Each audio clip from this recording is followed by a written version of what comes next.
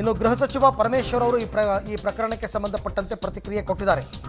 ಯುವತಿಯ ಮೇಲೆ ಅತ್ಯಾಚಾರ ಪ್ರಯತ್ನ ಆಗಿದೆ, ಪೊಲೀಸರು ಪ್ರಕರಣದ ತನಿಖೆ ಮಾಡ್ತಿದ್ದಾರೆ, ಮೆಡಿಕಲ್ ಟೆಸ್ಟ್ ಕೂಡ ನಡೆಸಲಾಗಿದೆ ಅಂತ ಹೇಳಿದ್ದಾರೆ.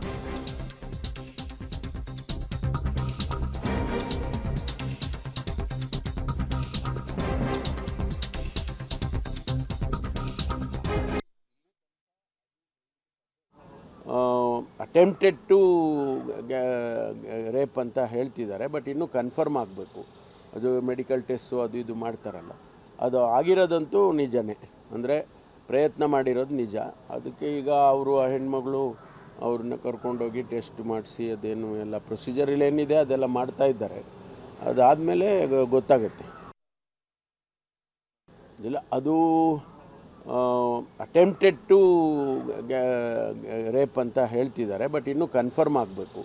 ಅದು ಮೆಡಿಕಲ್ ಟೆಸ್ಟು ಅದು ಇದು ಮಾಡ್ತಾರಲ್ಲ, ಅದು ಆಗಿರೋದಂತೂ ನಿಜನೇ.